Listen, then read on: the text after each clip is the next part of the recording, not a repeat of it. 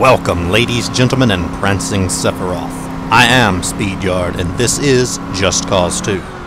So, how have you been? I've been busy being a communist. Had some crazy times. Go, Mini Shark! Join me in glorious battle! But, as much as it pains me to say it, not every story ends well. Farewell, Mini Shark. Your sacrifice will be remembered to the farthest stretches of eternity.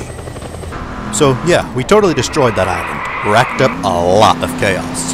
And now, I have a confession to make. I was never really a communist. It was all just a ploy to infiltrate communism. Not just a particular group of communists, no. I managed to infiltrate the very concept of communism. And there I dealt such a blow to its credibility that it will never recover. Like I always say, you should trust me about these things. So, as it stands, I fear we near the end of our time here in Panau. Only a little more chaos and we will be able to take the fight to baby Panau himself. And I think this is a good opportunity to reiterate what I said when we had our pleasant little joyride in that battle tank. The real joy of Just Cause 2 is to carve a random, meandering, wanton path of destruction and vengeance across Panau as though the living armed embodiment of Armageddon itself. For justice. But this brings me to my biggest disappointment with this game. We can conquer settlements, we can destroy the infrastructure, we can oppose the government propaganda, but ultimately, none of it means anything.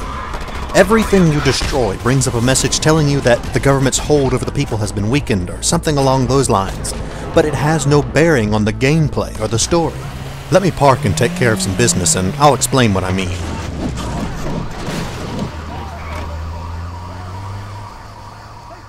Now, don't tell Rico, but the story occupies a really uncomfortable position. It can't decide if it wants to be ridiculous and over the top, or if it wants us to take it seriously. It tries to do both and ends up doing neither as well as it could. This open-world destructive kind of gameplay was pioneered by the Grand Theft Auto games, and while it was great gameplay, the scenario I understood those games to have really put me off. I didn't want to be the bad guy. I wanted to be the hero, saving the day. So with Just Cause 2, I was really excited when I played the demo, because to all appearances, it was giving me a justification for doing all these violent and otherwise morally questionable things. You're trying to liberate this nation from a corrupt government, and everything you do serves that goal. The messages you get when you destroy the propaganda trailers really made that clear to me. It was just enough of an explanation to let me really get into the game and feel okay about what I was doing. So it was always very disappointing to me to discover, in-game, that that goal is never taken very seriously. Rico is an okay character, but he's not really a hero. The way he and the story are presented, I'm not left with the feeling that I'm the hero, fighting to save the day, but rather the feeling that Rico's cover story is true. I'm a mercenary with vengeful goals. To me, that changes the way the game feels, the kind of experience it creates. Now, I'm not complaining about the gameplay, certainly not. It's fantastically destructive. And I've talked plenty before about how I think the different elements come together so well. And I'm not arguing that I feel morally uncomfortable about what we're doing. In the context we're giving, at least, the people and objects in the game are the moral equivalent of the toys we played with when we were kids. And I certainly know I put my toys through quite a few very bloody wars. To me, the more detailed the world, characters, and the story of a game become, the greater the need is to justify the actions you are called upon to make. To really put myself into an experience, for it to matter to me on a level even deeper than the fact that the gameplay is fun, I need for my actions to be framed by a purpose, a motivation. The propaganda trailers again. So long as I really felt that when I destroyed them, I was helping to fight a dictator and his lies, and the gleeful act of destroying them was all the more enjoyable and meaningful to me. But when I learned about how the story was going and what the characters were like, that sense of being heroically destructive kind of diminished for me. And as I mentioned, when you destroy each kind of object, you're given a message saying that military communications have been disrupted or something along those lines.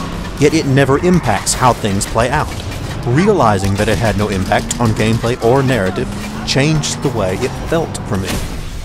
But all that said, I have enjoyed my time here on Panau.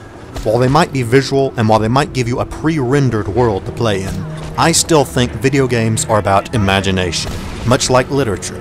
I think that's why some people enjoy some games far more than others do.